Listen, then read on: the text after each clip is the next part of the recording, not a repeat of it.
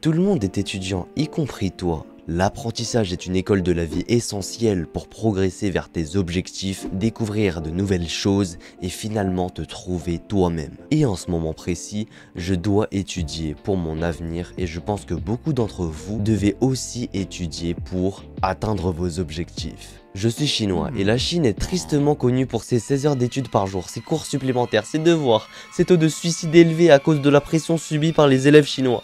Heureusement que je me suis enfui du pays. Oui. Des parents? Non.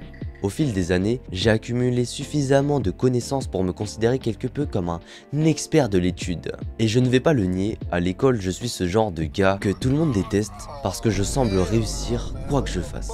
Tu sais, ce genre de chinois, on les appelle les asiatiques, ceux que tout le monde qualifie de mangeurs de riz, qui étudient 20 heures par jour, doués pour tout. Et c'est pas pour me sucer la bite, mais je pense sincèrement que je suis le gars qui passe le moins de temps à réviser dans ma classe. Et cela peut être difficile à accepter, car on pourrait penser que si l'on consacre plus de temps à quelque chose, on aurait proportionnellement plus de résultats. Mais ce n'est pas le cas. Au fil des années, j'ai essayé de nombreuses méthodes, faire des jolies fiches de révision, surligner, essayer la technique de Pomodoro, et tout au long de ce parcours, j'ai réalisé certaines choses. Que tu aies 13 ans, 16 ans, 18 ans, cette vidéo sera précieuse pour toi, car être capable d'étudier de manière efficace et efficiente est la clé pour non seulement avoir 18 sur 20, mais aussi ne pas perdre du temps et donc avoir du temps pour lancer des business afin de gagner de l'argent en parallèle de tes études. Sans plus tarder, voici la vidéo Comment étudier, faite pour les élèves, faite par un élève. Tout d'abord, tu dois abandonner cette idée que le temps passé à étudier équivaut à la connaissance acquise. On l'a entendu partout, surtout en Asie. Dis-moi, Jackie Chan, combien d'heures ton enfant étudie-t-il? Mon enfant étudie 12 heures par jour. C'est comme une machine de propagande. Car non seulement cela entraîne une dépression sévère, mais cela s'avère également extrêmement inefficace. C'est comme en musculation. Faire 3 séries jusqu'à l'échec musculaire est bien meilleur que faire 12 séries à 50% de ta capacité musculaire. C'est comme s'il valait mieux utiliser les lumières LED que des ampoules à filaments car elles sont plus efficaces. Tu m'as compris. Parfois, moins c'est plus. Et aussi tentant que cela puisse paraître, de vouloir satisfaire tes parents ou de te vanter auprès de tes amis en disant que tu étudies 12 heures par jour, les étudiants les plus intelligents travaillent en deep work. C'est d'ailleurs grâce au deep work que j'arrive à gérer entre business et études. Imagine-toi à ma place, 2 chaînes YouTube et 2 chaînes TikTok qui génèrent 20 000 € par mois avec 18 de moyenne. T'imagines l'effort, l'organisation et le mindset qu'il faut pour supporter cette charge de travail? Le deep work fait référence à un état de concentration maximale qui te permet d'apprendre des choses difficiles et de produire rapidement un travail de qualité. Fondamentalement, cela signifie réduire le temps d'étude tout en augmentant les résultats. Cela semble presque magique, non? Être capable d'étudier seulement 2 heures par jour, mais de manière plus enrichissante et plus efficace. Cependant, le deep work est un concept général qui nécessite plusieurs étapes et approches pour être pleinement exploité. Donc la première étape que tu dois suivre est d'appliquer la technique du 80-20, également connue sous le nom de la loi de Pareto. Puisque nous avons déjà établi que tu dois considérablement réduire le temps que tu passes à étudier, allez par exemple 2 heures par jour. Que ferais-tu avec ces 2 heures? Tu ne passerais pas ce temps à prendre de jolies notes ou à surligner. Ces activités ne sont pas aussi efficaces qu'elles le semblent. Au lieu de cela, il vaut mieux te concentrer sur les 20% des activités qui te rapporteront 80% des résultats. Donc à partir d'aujourd'hui, tu dois te concentrer sur les questions d'examen passé, car ce sont ces questions qui seront posées lors de l'examen. Et ne pense surtout pas à faire des fiches de révision. Faire des fiches de révision est inefficace et ne te prépare même pas à l'examen lui-même. Ça sert à rien, bro. Tu apprends simplement le contenu, mais la technique d'examen est tout aussi importante. Cette inefficacité devient évidente lorsque tu réalises que lorsque tu fais tes fiches de révision, tu recopies tout. Ce qui signifie que d'une part, tu ne cibles pas tes lacunes, mais en plus, tu ne mémorises rien. Cela finit par gaspiller ton temps. C'est pourquoi les questions d'examen passé ou les questions spécifiques au sujet sont très précieuses. Elles te permettent de repérer les lacunes dans tes connaissances et de les combler avec de nouvelles informations. Comment avoir accès aux questions des contrôles de l'année dernière? C'est très simple, conseil en or. Tu regardes les noms de tes professeurs et tu vas voir les élèves qui ont 1 an de plus que toi. Par exemple, tu es en première, tu vas voir les terminales, puis tu leur demandes s'ils ont eu ce professeur. Donc tu le fais à tous les terminales pour avoir tous les anciens contrôles de tes professeurs. Tu leur demandes si c'est possible d'avoir leurs anciens cahiers, leurs anciens contrôles. Fais bien l'effort d'être poli, sympathise, et s'ils refusent, tu vas voir un autre élève.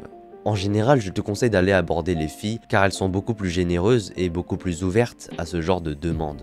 Maintenant, tu vas me dire, mais ça prend trop de temps à aller voir tous les terminals. Mais t'es con quoi. Ça te prend seulement une journée pour économiser des semaines de révision.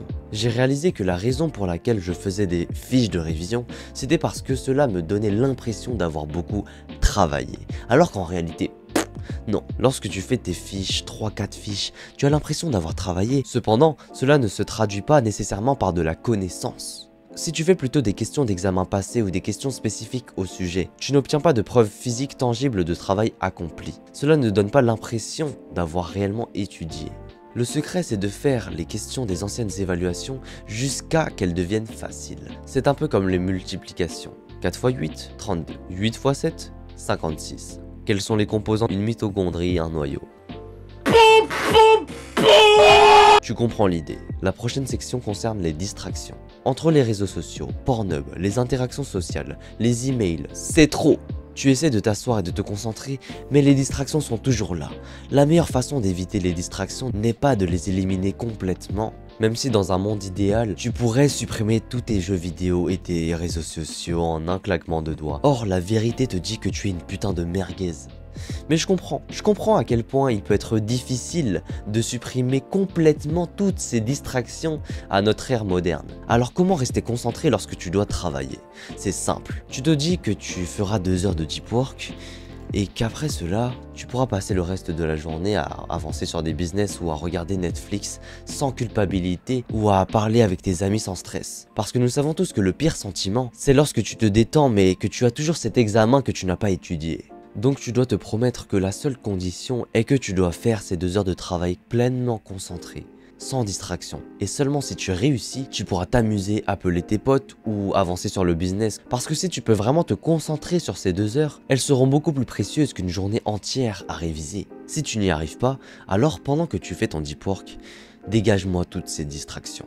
Éteins le Wi-Fi, mets ton téléphone dans la chambre de tes parents, fais en sorte qu'il n'y ait rien pour te distraire et que tu puisses te concentrer pleinement sur ton travail. La troisième et dernière étape consiste à fixer des objectifs précis pour ta session d'études de 2 heures. Car 2 heures en réalité, c'est très court, surtout si tu réduis ton temps de révision de 8 heures à 2 heures. Par exemple, tu pourrais te fixer comme objectif de réviser tout le régime nazi. Pendant ces 2 heures-là, tu pourrais décider de faire toutes les questions de sujet et de t'assurer de ne pas avoir de lacunes dans tes connaissances. C'est un objectif spécifique et intelligent. Et cela ne doit pas nécessairement être un seul objectif. Tu peux vraiment te lister le nombre d'objectifs que tu veux accomplir dans ce laps de temps alloué.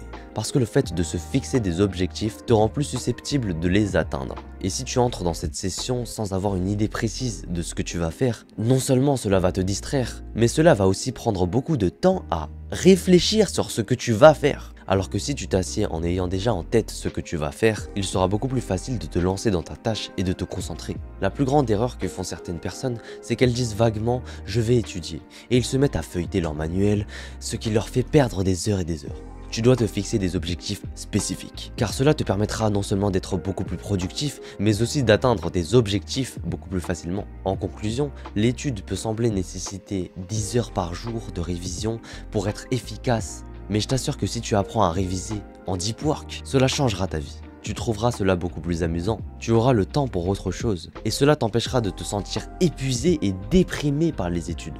Alors assure-toi de consacrer les heures de deep work. Dans les questions d'examen, réponds aux anciens contrôles, aux anciennes évaluations de l'année dernière par exemple, et éloigne-toi de toutes ces distractions. Enfin, sois précis dans la définition de tes objectifs pour t'assurer de réellement accomplir les tâches pendant ta session.